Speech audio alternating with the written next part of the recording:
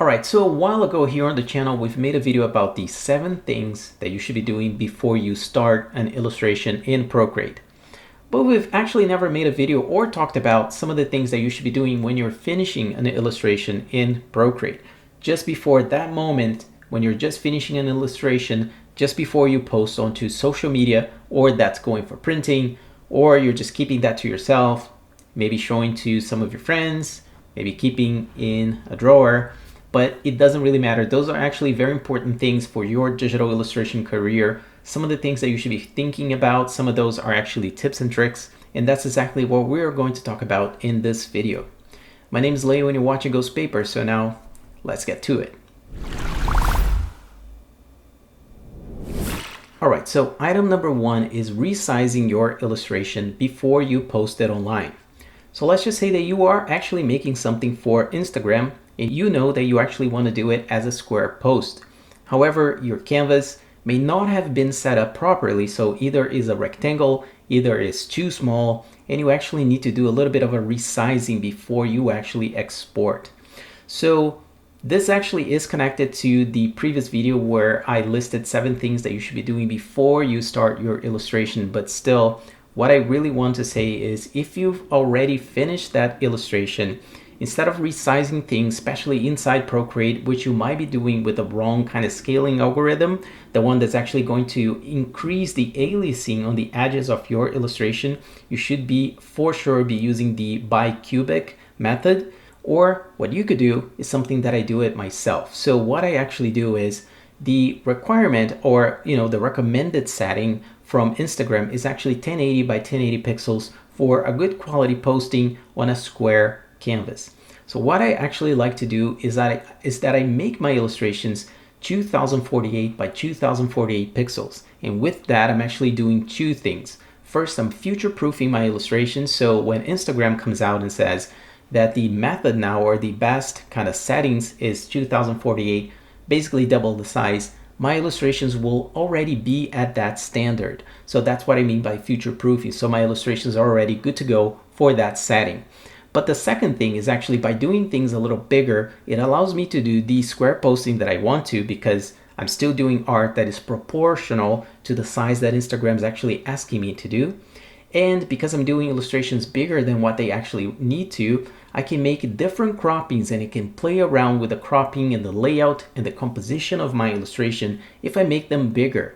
So with that, it's allowing me to actually make multiple postings, or the famous gallery posting on Instagram, because it's allowing me to find other crops and move my illustration around, being able to scale down, which is not really a problem, especially on Procreate, but really the problem is scaling up and changing things so that you're actually adding aliasing to your images. Okay, the next one is to forget to add a little bit of sharpening to your illustrations just before you post. So a lot of these professional artists, they actually do, for their final touch-up, they add a little bit of sharpening to their images. And that actually does make quite a bit of difference. Either whether you're printing or you're posting online, you just add that final touch of quality to your illustrations. Now, those professional artists, they actually mostly use a technique that's called the high pass filter in Photoshop. So that's a filter that lives in the filter section into on the other subcategory, and for the amount, it's usually around 2 to 3, and that's how much you just need to actually apply to a copy of your illustration. So you're going to duplicate a layer, apply the high pass filter, set that blending mode to that filter to overlay, and then you can play around with the opacity. Some people leave it at 100% opacity, you can leave it at 50% opacity.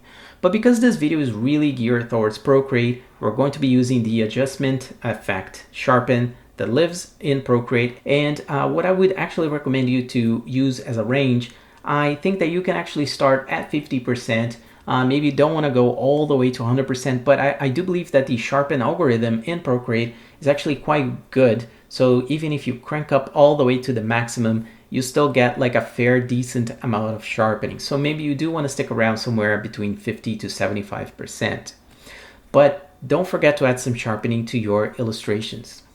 The next one is color variations. So this one is also something that is hugely overlooked whenever we're finishing our illustrations. Many of us think that once we just finish, we put our pencil down, our Apple Pencil down, we think that we're finished with that illustration. But in fact, it's where the fun mostly begins, because you can just make a copy of that illustration, flatten the artwork, and just play around with curves, hue and saturation, color balancing, and find many variations of your illustration. Now, for all of these tips that I'm giving here in this video, for the first one, how to actually achieve different croppings, keep saving those copies, keep saving those files, because we're gonna get to tip number 5, and that's where it will all come together. So we've talked about different croppings. Now we're talking about color variations. Keep playing around with different colors, different kind of color combinations that you can actually get from that original. And in many cases, it might be even way more interesting to go with those color combinations. And it's probably easier for you to actually work with a flattened file and just kind of swing the colors than with a file with multiple layers and multiple colors to go one by one, trying to achieve a cohesive look. So you've arrived at the end of your illustration, but you forgot to save some of these sketching elements that you had, some of those really cool other ideas, like, the B option ideas, C, D, E, all the letters. But in those ideas, you actually may have had some really interesting ideas that kind of, didn't make it to the final cut, but they could still be very cool for you to share, especially if you're posting that, once again, in social media. So rather than just posting one image, now we're getting crops, we're getting color variations, and actually showing some process is another huge part of being an artist. Showing your process, showing your creative process, and how you got from A to B, or from beginning to end. Now for the last item here on this list, item number 5, that's when it all comes together. Why am I talking about all these different croppings, color variations, saving progress, and adding a little bit of sharpening to your images? Is because, personally, I believe that one of the best ways to actually be successful really in social media with your art and your illustrations, whenever you're posting that as posters, you want to do printing, you're putting that online, you're putting that on your Behance page or Dribble or Instagram, is really to show the value through your art. Don't really just show your art, but show the value of your art through process, different colors, crops, a description of your artwork. What were you thinking when you were creating that piece of artwork? What's your background? How that influences in your art? And all of those things are things that are hugely overlooked, and sometimes people don't even do that when they're posting or finishing their illustrations. So by you not providing a proper, description or title, or like a sentiment that you are even writing as words, is not even part of your illustration in terms of pixels, those are hugely missed opportunities for you passing on value through your art. And I do have to say that, at least for myself, throughout my journey here on YouTube, on Instagram, I am really not big at all in any other social media here. I think on YouTube even, I'm just still growing. But I do have to say that I think my contribution of offering value to other artists, people who are really learning together here in this community, it's what's propelling me to grow. So really, if I was just posting my illustrations with a cool title and not really talking about them, or not really exposing some of my thoughts and some of the things that I think can actually help other artists, I think it would be much more difficult for me to grow these days, when there is so many talented people out there. And it really is not even a matter of talent, but also a matter of passing this value. I think there will be many others passing this value, educational value, point of view and things, and like what you're trying to express with your artwork. So in a nutshell, why are those all important? Because I think that really, once again, if we're using Instagram as an example, Instagram gives you the gallery option when you're posting anything, and it gives you that for free. So instead of just posting one illustration, try to post multiple things with that illustration. Even if you're just posting 3 slides, it could be the outline section of that illustration, a color variation, and the one that you like the most. and a little bit of a description on what you're trying to do. Maybe you're trying to find your art style, you're trying to evolve your art style. Ask questions. Put that in the description. What do you guys think? How do do you think that this is better or worse of what I was doing? And not just, a yes or no, but like a constructive criticism would be hugely accepted and valued. And try to actually put value in what you're doing.